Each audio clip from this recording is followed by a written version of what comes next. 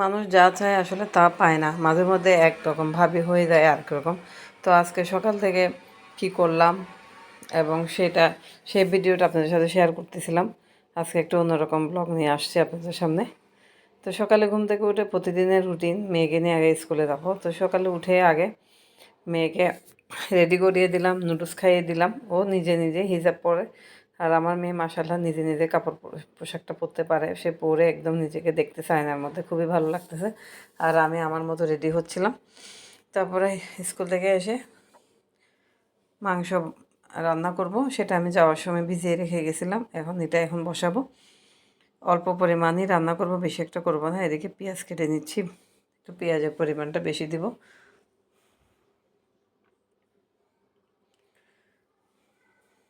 তো সবগুলো পেঁয়াজ কেটে নিলাম, রসুন কেটে নিলাম, তারপরে আদা রসুন আমি এটাকে কুজ্জার মধ্যে থেতো করে নিব। আর এদিকে একটা টমেটো দিব। তো মাংসটা ভালো করে হাতে মাখিয়ে নিলাম আলু সহ।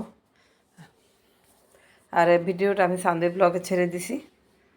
তারপরে এগুলো একসাথে প্রেশার কুকারে বসিয়ে দিলাম, একটু গরম মশলা দিলাম, তারপরে হচ্ছে জিরা শুকনা জিরার গুঁড়া দিলাম।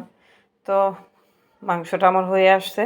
এদিকে আমি পাতাকপি রান্না করবো। পাতাকপিটা আমি কেটে নিচ্ছি। কালারিং পাতাকপি প্রথমবার আমি খাবো, জানি না কেমন হয়, কিন্তু এটার স্মেলটা আমার কাছে একটু ভালো লাগে না। তারপরও আমি প্রথমবার যেহেতু নিয়ে আসছি, ফেলে তো দিতে পারবো না। সবুজটা তো আমি তেমন একটা খাই না, পাতাকপি তেমন একটা খাওয়া পড়ে না। এখন এটা এনে দেখলাম যে এটা তো ওটার থেকে ওইটা আরও বেশি খারাপ, আমার কাছে ভালো লাগে নাই। তবে নুডলস রান্না করার জন্য হলে ঠিক আছে, অল্প পরিমাণ ঠিক আছে। তো কী করব, যেহেতু নিয়ে ফেলছি, একটা অর্ধেক ভাজি করব। এদিকে আমার মাংসটা হয়ে গেছে, সব কিছু লবণ চেক করলাম, দেখলাম।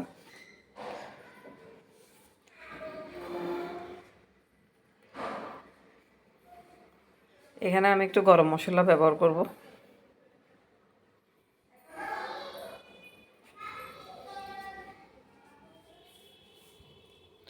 তারপর একটু লবণ দিয়ে দিলাম, লবণ কম হয়েছে। তারপর আবার নেড়ে চেড়ে আমি এই তরকারিটা নামিয়ে ফেলবো। এদিকে আমি পাতাকপিটা ধুয়ে নিচ্ছি। দেখতে এত সুন্দর কালার, কি বলবো, ম্যাজেন্ডা কালার। একদম চোখটা মনে হয় কি এই পাতাকপির মধ্যেই লেগে আছে, ভালোই লাগতেছে দেখতে। জানি না খেতে কেমন হয়। তো ধুয়ে নিছি, ধুয়ে এটাকে আমি একটু করে সিদ্ধ বসিয়ে দিলাম। কারণ সিদ্ধ না দিয়ে ডাইরেক্ট রান্না করলে কেমন হয় না কেমন হয়। তারপর সিদ্ধ বসিয়ে ঢাকনা দিয়ে দিলাম, একটু লবণ দিয়ে দিলাম। তারপর এদিকে আমি যেহেতু মাংস রান্না করছি, একটু সালাদ তৈরি করব।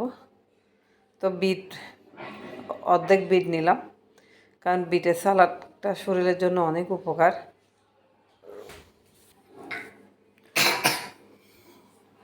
তারপর বিটটা গ্রেট করে নিচ্ছি। তারপরে শশা দিব অর্ধেক। যেহেতু আমি একা খাবো, এত বেশি একটা সালাদ করতেছি না। আর কেন জানি প্রতিদিন খেতে খেতে এখন আর ভালো লাগে না।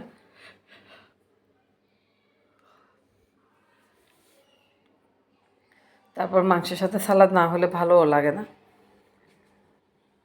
তারপরে এই তো গ্রেট করা হয়ে গেছে, পরিমাণ একদম অল্প। তারপরে একটা টমেটো কেটে নেব।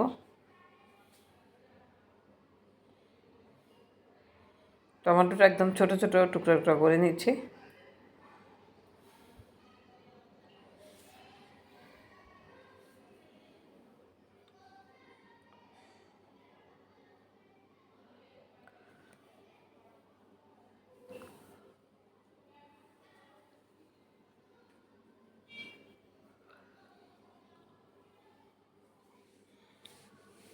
এই তো সালাদ আমার কমপ্লিট। এখন আমি এখানে একটা পেঁয়াজ কেটে নেব, একটা কাঁচামরিচ দিয়ে দিলাম। তারপর চুলার মধ্যে কড়াই বসাই দিলাম, তেলও দিয়ে দিলাম। তেল দিয়ে এখানে রসুন, পেঁয়াজ আর কাঁচামরিচটা একসাথে ঢেলে দিলাম। তেল গরমও হয় নাই। এদিকে পেঁয়াজ হওয়ার পরে আমি এখানের মধ্যে পাতাকপিটা ঢেলে দিলাম।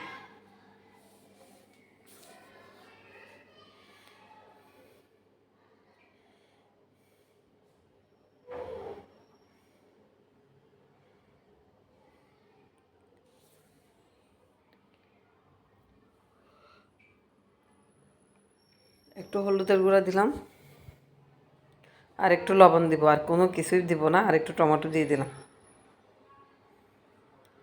তারপর একটু নেড়ে চেড়ে ঢাকনা দিয়ে দিলাম।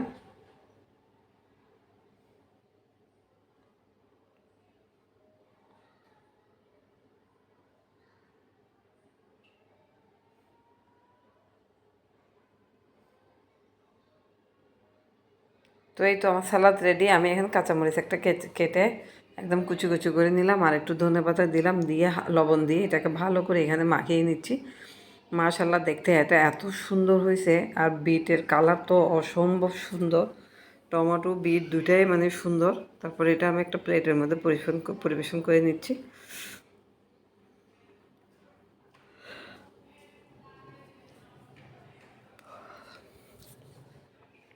এই হলো আজকে সালাদ। যারা আমার ভিডিওটা ফেসবুক থেকে দেখতেছেন তারা একটা ফলো দিয়ে দিবেন, আর যারা ইউটিউব থেকে আমার ভিডিওটা দেখছেন তারা একটা সাবস্ক্রাইবার করে দিবেন। তো এই হলো আজকের আয়োজন। দুপুরবেলা আমার সামর্থ্যে যা ছিল আমি তাই করলাম। আসলে মানুষ একা যেহেতু, তো রান্নাও একটু কম করলাম। একদিন রান্না করলে 2 দিন খাওয়ার চেষ্টা করি, কিন্তু হয় না, প্রতিদিনই রান্না করতে হয়। আমি একটু তরকারি বেশিই খাই, কম খেতে পারি না, এই আর কি। তো যদি আজকে আমার ভিডিওটা ভালো লাগে অবশ্যই লাইক শেয়ার কমেন্টস করবেন। আল্লাহ হাফেজ, বাই বাই, টাটা।